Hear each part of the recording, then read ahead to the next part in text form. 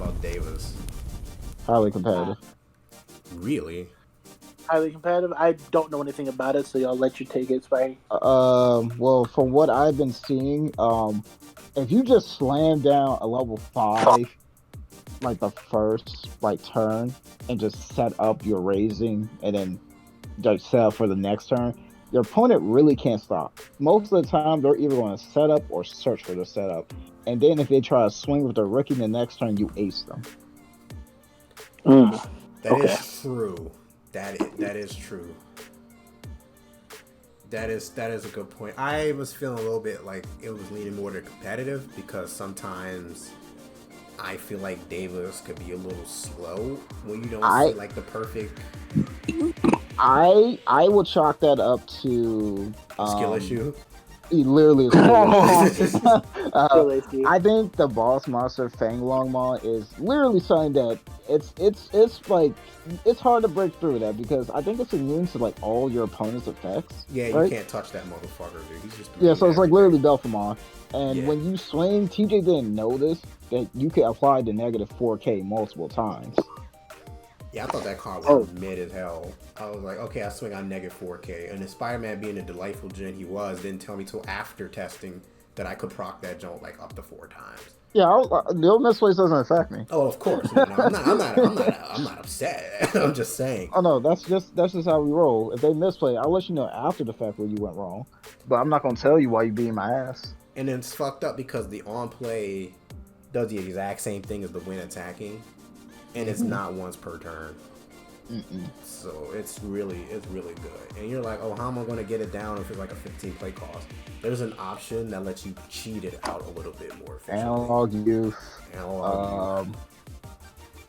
Win rate 60% is still a good card that nobody uses. Like, I know space is tight, but win rate, it fills up your trash for Fanglong.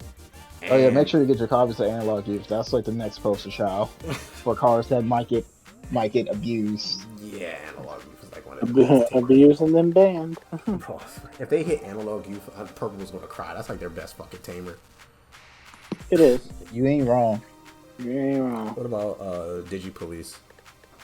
Competitive. Definitely competitive for sure. I think it's on the top end of competitive, honestly. I don't see it being yellow vaccine because you can just play Venusmon and you can just shut down that deck. That's true. That's fair. So maybe a little bit behind.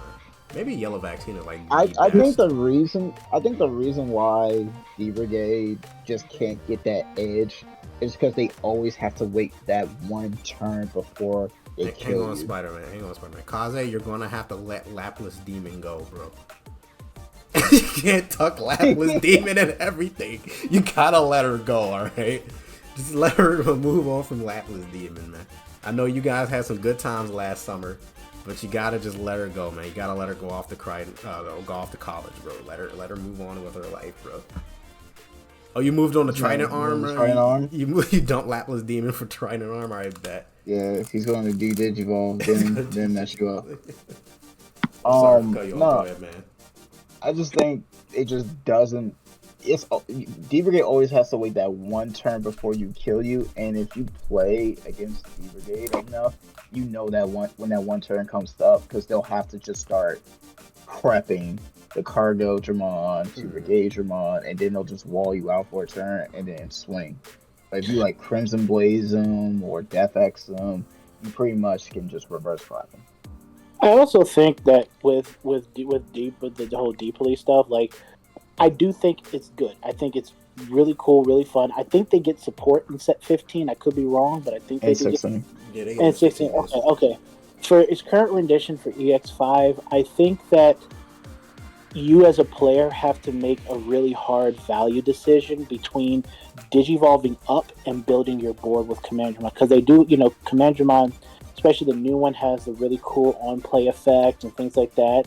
But sometimes it's better to sit and either rush them down, or you can sit in the back, digivolve up, and get into your boss card. Because the worst thing is you're sitting there trying to play a wide board, but you're not digivolving up into your level 6, and then you have level 5s and level 6s just chunking up your hand, and it's like, well, my board's getting wiped, I keep trying to raise, I keep trying to play stuff out. It's like sometimes you gotta make a decision. Am I gonna get more value from not trying to go wide with calling out my commander mons? Am I gonna get more value out of going tall a little bit, getting to a boss card, and then trying to transition to a wide strategy, or can I go wide? Because I know that my opponent can't really deal with my board and pressure me. So it really, I think it's just a player decision of what gives you more value. No, definitely, I agree with that because that's what happened at like locals with me. I was playing against somebody who was playing the Digipolice Dmvdrakes stuff, and they kept just slamming Commander Mons down and swinging at me. And I'm playing green, and I'm like, well, you can do that. I'm cool with being at like 2 life for a while. I'm gonna just literally build up my board and have 2 Hydras out with a blue. Now what do you want to do? And like, oh, I'm gonna just slam cargo. Right, and they have a hard time dealing with certain threats that appear on board. So, yeah. Especially like Death X, man. If you don't got Death X, it's a lot tougher. Unfortunately, he's not the Digipolice, but you know. Unfortunately, you got to play those types of cards. How y'all feeling about the Liomon stuff? I'm thinking about keeping it at locals. I honestly think it's either tier 2 or 1.5, maybe the low end. Really? Because I was playing against Saki. Getting rid of their stack actually is kind of toxic because if you get rid of a heavy Liomon, it'll just de-digivolve you and play the heavy Liomon again and do its effect again with Phenomenal. So basically, the deck is trying to say, hey, look, I'm a problem if you don't get rid of me, but if you do get rid of me, this is what's going to happen to you.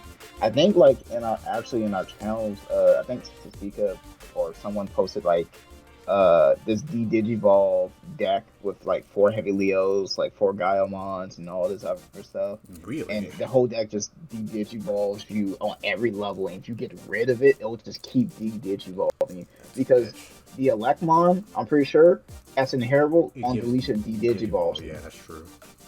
So having that stack up 3 times and then heavy Leomon says de-digivolve you, then if you're under a certain threshold, I'll bot deck you. He can just remove your stack while you're removing him. Can't he on play de-digivolve something to the heavy Leo? Yes. That's so. Yes, it's on play when digivolving. That's such a. That's pretty good. So literally, I think Leomon's getting slept on, but it's at least tier 2.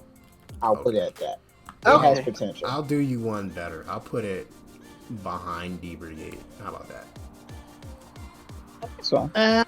My only reason for wanting, I would prefer it in tier 2 instead of that is because, you know, and people don't like to factor this in, but I don't think it's a deck that you can, when you pair it up against the other competitive decks and the highly competitive decks, that you can box against the best of those players, those decks for 9-10 rounds at a national tournament setting.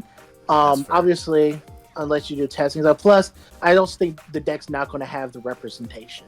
It's probably not. You're probably not going to see it outside of maybe the 5 players that play. I don't doubt the power of the deck. I don't doubt anything about it. I just think that can I box with this deck for 9-10 rounds against the best of the best? And if you do turn out to be that player that boxed 10 rounds with Liomon, Levimon, fucking Anubis, Garurumon, you're like the little engine that could, bro. I don't know how the fuck you took Liomon to top 16, but you fucking did it. You did it. I would like to. That'd be nice. It'd be nice to see. Yeah, that would be nice to see. So I'll. That's tough. I guess we put it on the top of tier 2. I want to put it in like. I want to put it in like tier 1.7. I actually tried playing the deck on the sim. It's actually not that one-dimensional. Nah, I played it on the sim that one time, bro.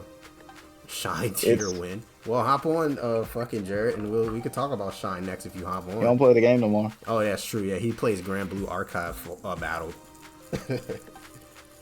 I don't know, man. I played Liomon. I personally didn't like it. Maybe I built it incorrectly, which is a factor, but like, I don't know. It's a deck where I feel like you just need to get a bunch of reps on, and really. really get a feel for it. It's a deck where it's an undiscovered deck and it's like a global release deck. Ain't nobody playing it. All right, cool. I got all this room for discovery. Basically, yeah.